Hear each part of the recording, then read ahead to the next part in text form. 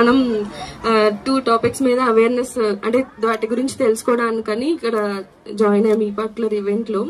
Okay, so first thing వచ్చేసి మనకి పిల్లలకి like good touch bad touch అంటే ఏంటి అనేది మనం నేర్పించడం చాలా ఇంపార్టెంట్ ఈ రోజుల్లో. బికాస్ వాళ్ళకి ఏది మంచి టచ్ ఆర్ ఏది బ్యాడ్ టచ్ అనేది తెలుసుకోవడం చాలా important.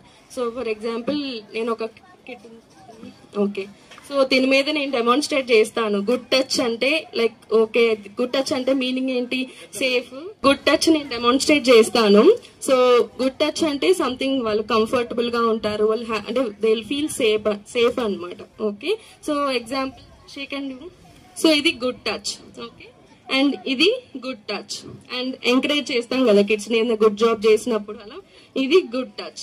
Okay, and mother or a father kid కి ఒక హగ్ ఇస్తారు, ఇట్లా జెంటిల్ హగ్, ఇది గుడ్ టచ్. ఓకే, సో ఈ కిడ్ కి ఏమి లైక్ పెయిన్ఫుల్ ఆర్ ఏమి డిస్కంఫర్ట్ అట్లా ఏమి లేదు, షీఈ్ హ్యాపీ మనం ఎంకరేజ్ చేసినందుకు, హైఫై ఇచ్చినందుకు, హైఫై.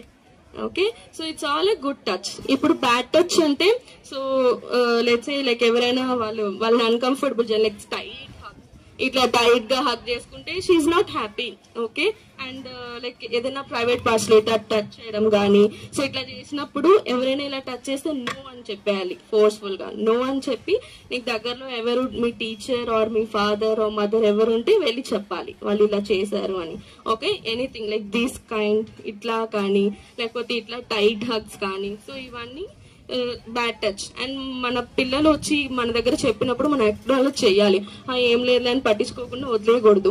సో ఎవరు ఏంటి అని మనం తెలుసుకొని దానికి like we should see a solution. Okay.